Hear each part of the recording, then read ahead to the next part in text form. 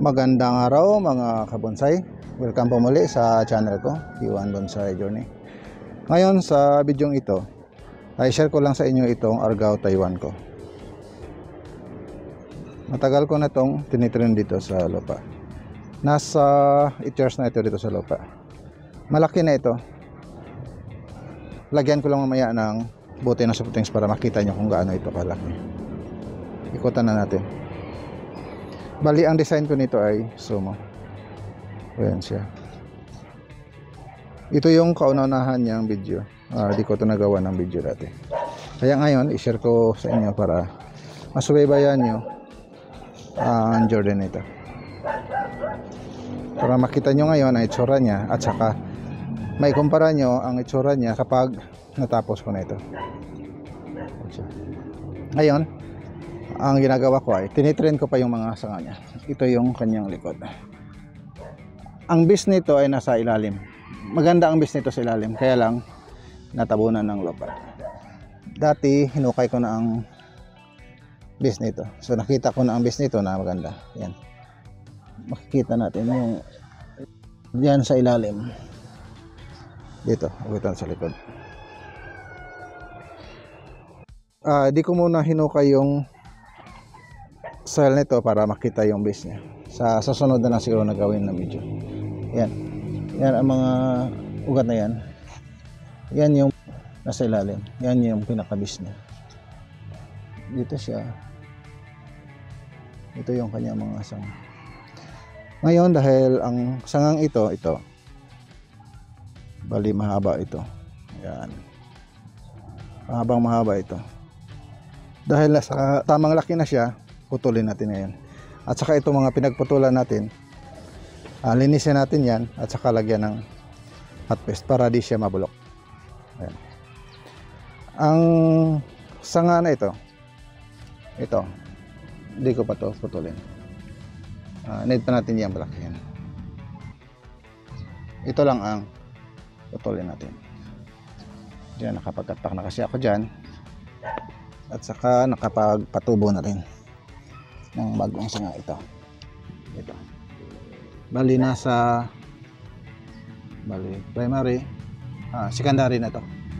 Kapag malaki na ito, putulin ko siya hanggang dito. At saka magpatubo ako dito. May mga mata ito, kaya dito siya tutubo.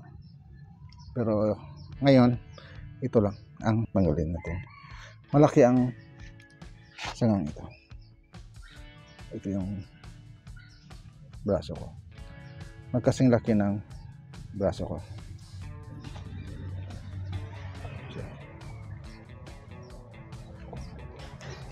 Bali ito yung napili ko na front. Di siya magandang tingnan kasi yung base niya ay nakabaon.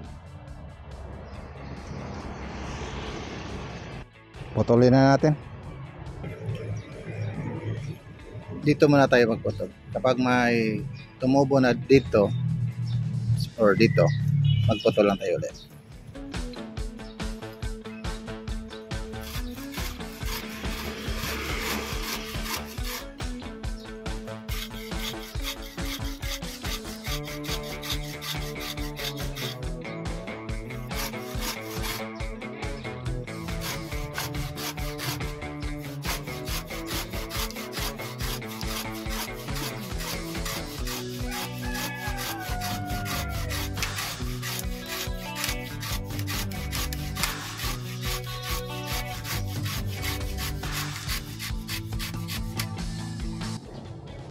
Ito. So ngayon, ang sunod natin gawin ay linisin ang mga pinag-cutbackan natin at saka lagyan ng cut paste. Ito pala yung bote ng soft drinks. Yan. So para may basihan kayo, para makita nyo kung gaano ito kalaki. Ayan siya. Malaki ito pero pasok pa rin ito sa 100 cm. Pwede pa rin natin itong isali sa mga competition balang araw. Ayan siya. So, linisin muna natin. Dito tayo mag-umpisa.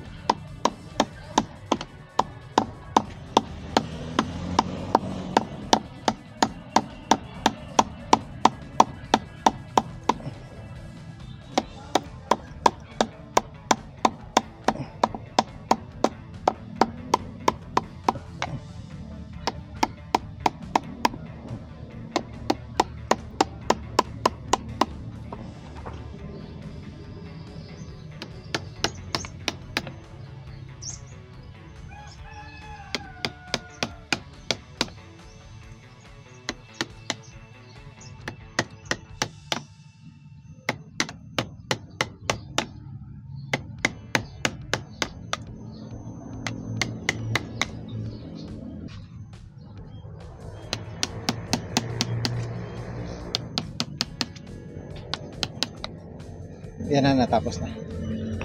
Dito naman tayo sa pinaka new leader niya.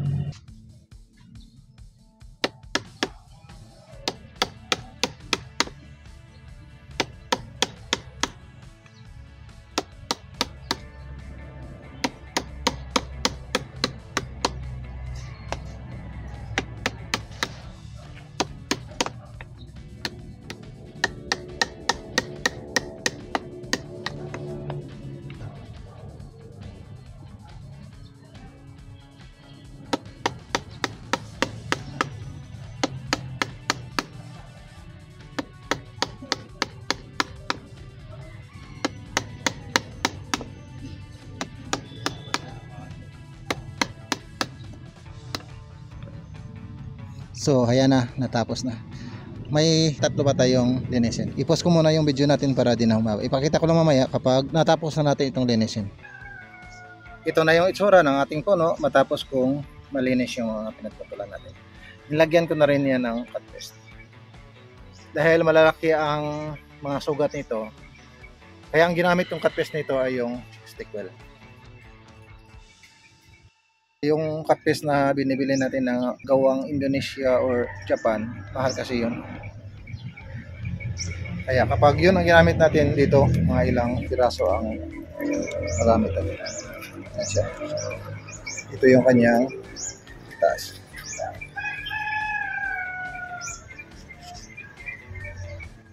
Kung mapapansin nyo yung color ng cut paste natin ay puting-puti. Kasi kahapon ko ito nilagyan ng cut paste at saka umulan. Kaya di pa siya natuyo. Kaya ganyan siya. So ikot lang tayo.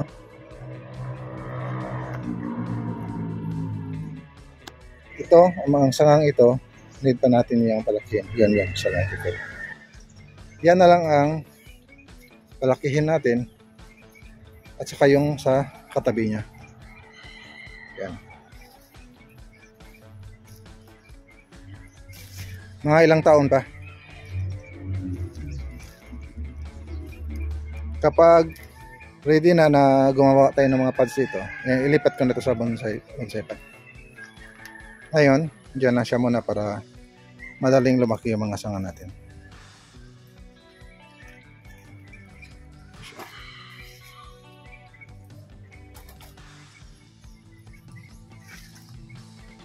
Ganito ang design ko dito sa punong ito kasi yung mga ibang puno ko ay informal. So ito yung kauna-unahan kong sumo na Argao Taiwan. Original ito na Argao Taiwan. Binili ko ito last June 2016. Cutting lang ito. Mula ito sa cutting. Ang laki ng cutting nito ay pencil size lang. So ngayon, tingnan nyo. Nasa 8 years na siya. Pero nasa mga sanga pa lang tayo. Hindi pa tayo nakagawa ng mga pads. Siguro 10 years may mga pads nito. So hanggang dito na lang ang video natin ito. Kapag mag-cut back ako nito, gagawan ko ng video para masundan nyo. Yan, para sa mga baguhan, may mga guide kayo kung paano nyo i-train yung mga puno nyo. So, kung may mga katanungan, mag-comment lang sa comment box natin para masagot ko ang mga ito. Kung nagustuhan nyo ang video ito, paki-like, share na rin sa mga kaibigan nyo na gusto rin matuto mag-bonsai para magkaroon din sila ng idea kung paano ito. At sa mga di pa pala nakasubscribe sa akin, paki-subscribe na rin at pindutin ang bell notification button para manonotify kayo sa susunod na video. Maraming salamat sa panonood.